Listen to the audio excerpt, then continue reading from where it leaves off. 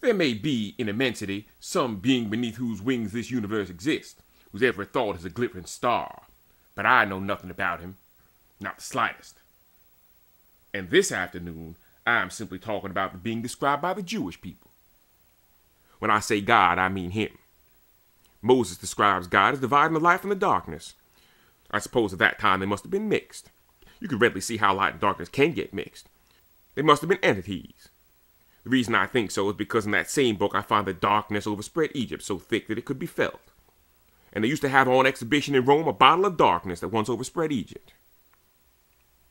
The gentleman who wrote this, in imagination, saw God dividing light from the darkness. I am sure the man who wrote that believed darkness to be an entity, a something, a tangible thing that can be mixed with light. The next thing he informs us is that God divided the waters above the firmament from those below the firmament. The man who wrote that believed the firmament was a solid affair, and that is what the gods did. You recollect the gods came down and made love to the daughters of men, and I have never blamed them for it. I have never read a description of any heaven I would not leave on the same errand. That is where the gods lived. That is where they kept the water. It was solid. That is the reason the people prayed for rain. They believed that an angel could take a lever, raise a window, and let out the desired quantity. I find in the Psalms that he bowed the heavens and came down. And we read that the children of men built a tower to reach the heavens and climb unto the abode of the gods. The man who wrote that believed the firmament to be solid. He knew nothing about the laws of evaporation. He did not know that the sun wooed with amorous kiss the waves of the sea, and that, disappointed, their vaporous sighs changed to tears and fell again as rain.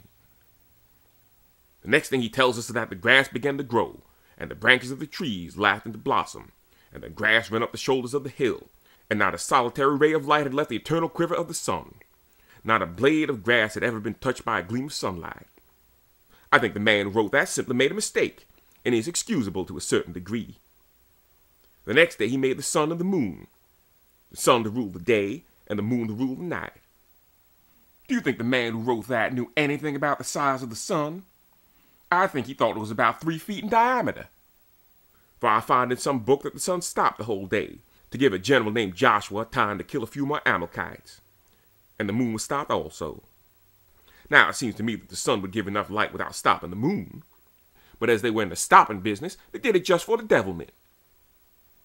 At another time, we read, the sun was turned 10 degrees backward to convince Hezekiah that he was not going to die of a boil. How much easier would it have been to cure the boil? The man who wrote that thought the sun was 2 or 3 feet in diameter, and could be stopped and pulled around like the sun and moon in the theater. Do you know that the sun throws out every second of time as much heat as could be generated by burning 11,000 million tons of coal? I don't believe he knew that, or that he knew the motion of the earth. I don't believe that he knew that it was turning on its axis at a rate of 1,000 miles per hour, because if he did, he would have understood the immensity of the heat that would have been generated by stopping the world. It has been calculated by one of the best mathematicians and astronomers that to stop the world would cause as much heat as it would take to burn a lump of coal 3 times as big as the globe. And yet we find in that book that the sun was not only stopped, but it turned back 3 degrees, simply to convince a gentleman that he was not going to die of a boil. They may say that I will be damned if I do not believe that, and I tell them I will if I do. Then he gives us the history of astronomy, and he gives it to us in 5 words. He made the stars also. He came very near to forgetting the stars. Do you believe the man who wrote that knew there are stars as much larger than this earth, as the earth is larger than the apple which Adam and Eve are said to have eaten? Do you believe he knew that this world is but a speck in the shining, glittering universe of existence? I would gather from that he made the stars after he got the world done. The telescope, in reading the infinite leaves of heaven, has ascertained that light travels at the rate of 192,000 miles per second, and would require millions of years to come from some of the stars to the earth. Yet the beams of those stars mingle in our atmosphere, so that if those distant orbs were fashioned when this world began, we must have been whirling in this space not 6,000 years, but many millions of years. Do you believe the man who wrote that as a history of astronomy really knew that this world was but a speck compared with the millions of sparkling orbs? I do not. Then it proceeds to tell us that God made fish and cattle, and that man and woman were created, male and female. The first account stops at the 2nd verse of the 2nd chapter. You see, the Bible was not originally divided into chapters. The first Bible that was ever divided into chapters in our language was made in the year of grace 1550. The Bible was originally written in the Hebrew language, and the Hebrew language at that time had no vowels in writing. It was written entirely with consonants and without being divided into chapters and into verses. And there was no system of punctuation whatever. After you go home tonight, write an English sentence or two with only consonants close together, and you will find that it will take twice as much inspiration to read it as it did to write it. When the Bible was written in the verses and chapters, the divisions were not always correct, and so the division between the first and second chapter of Genesis is not in the right place. The second account of the creation commences at the third verse, and it differs from the first in two essential points. In the first account, man is the last made. In the second, man is made before the beast. In the first account, man is made male and female. In the second, only man is made, and there's no intention of making a woman whatever. You will find in reading that second chapter that God tried to palm off on Adam and beast as his helpmate. Everybody talks about the Bible, but nobody reads it. That is the reason it is so generally believed. I'm probably the only man in the United States who has read the Bible through this year. I've wasted that time, but I've had a purpose in view.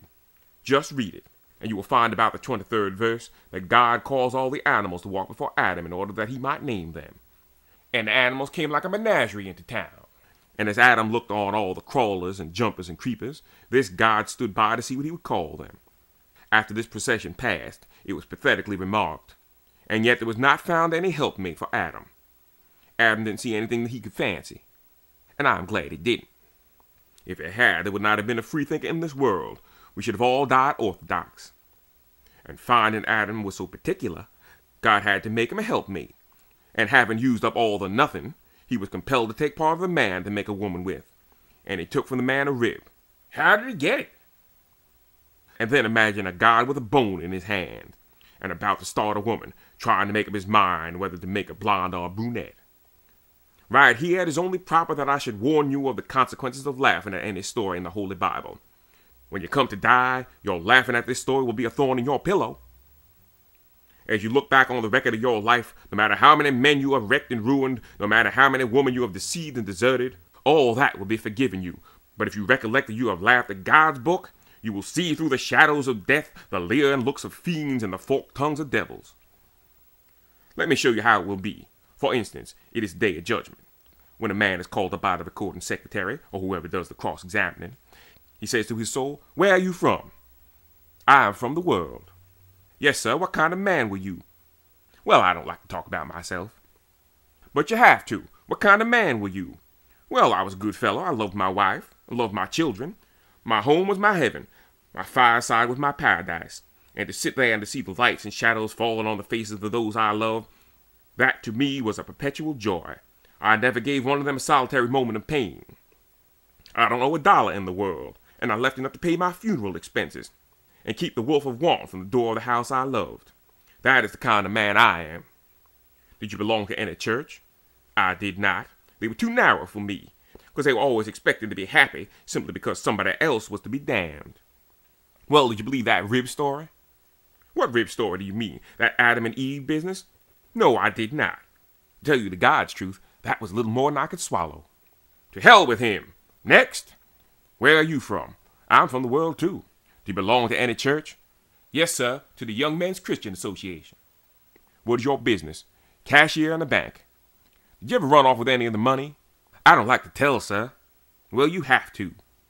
Yes, sir, I did. What kind of bank did you have? A savings bank. How much did you run off with? $100,000. Did you take anything else along with you? Yes, sir. What? I took my neighbor's wife. Did you have a wife and children of your own? Yes, sir.